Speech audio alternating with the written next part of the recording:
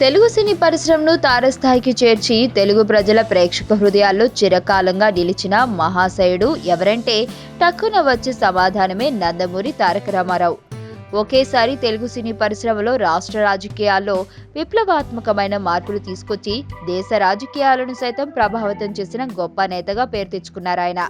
తెలుగు సినీ పరిశ్రమలో ఆయన తరువాత అంతటి వాక్చాతుర్యం, ఆహార్యం, అభినయం కలిగిన వ్యక్తి ఎవరంటే ఎన్టీఆర్ వారసుడు, స్వయాన ఆయన మనవుడు తారక్ అని ఎవరిని అడిగినా ఇట్టే చెప్పేస్తారు. తాతగారి పేరు పెట్టుకుని ఆయన పేరును ప్రపంచ స్థాయికి తీసుకెళ్లడానికి కృషి చేస్తున్న తారక్ ను అందరూ అభినందించాల్సిందే. అయితే ఈ జూనియర్ ఎన్టీఆర్ ఈ స్థాయికి ఎదగడానికి ఎంతో కృషి చేశారనే విషయం అందరికీ విదితమే.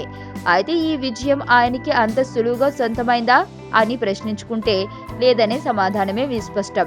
ఆయన సినీ పరిశ్రమకు పరిచయమైన మొదటి చాలా కొద్ది సినిమాల్లో పేరు గడించితే ఎక్కువగా ఆయన తీసిన సినిమాలు నష్టాలని చవిచూశాయి. ఈ మధ్య ఎన్టీఆర్ లో మార్పు కొట్టించినట్టు కనిపిస్తోంది. ఆ మార్పు ఫలితమే టెంపర్, నాన్నకు ప్రేమతో సినిమాల రూపంలో ప్రేక్షకుల ముందుకు వచ్చింది. జనతా గ్యారేజ్ లో ఆ మార్పు మరింత కనిపిస్తుందంటూ భరోసా ఇస్తున్నారు ఎన్టీఆర్. నటన గురించి మాట్లాడడం చాలా కష్టం.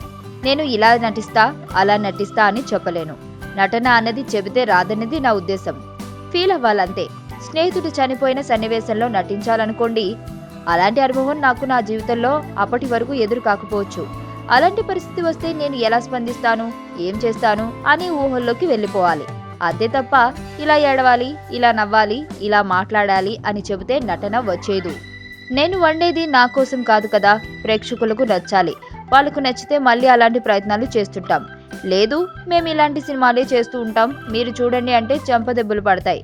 అలాంటి దెబ్బలు నాకు తగిలాయి. అప్పుడే కదా నేను మారాను. మాకేదో స్టార్డమ్ ఉంది, మేము స్టార్ హీరోలమని మేము అనుకుంటూ ఉంటాం. నిజానికి అలాంటిదేమీ లేదు.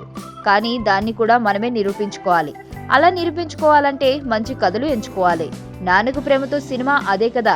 అది నా సినిమాలో ఉండదు. కానీ నేనేం ప్రేక్షకుల్ని ముందుగా ప్రిపేర్ చేయలేదు. కష్టపడి తీసాం, ఎలాగున్నా మీరు చూడాల్సిందే అనలేదు. వాళ్ళకు నచ్చింది, చూశారు. మారుతున్న రాజకీయ పరిణామాల్ని పరిశీలిస్తున్నారా?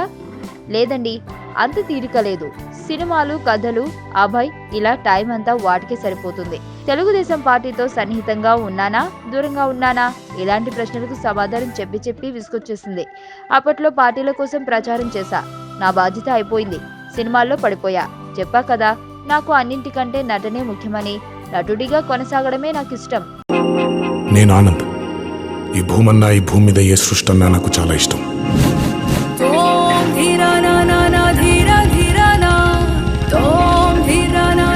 చెట్లు, మొక్కలు, గాలి, నీరు, వాటిని కాపాడుకోవటమే నా పని కూడా.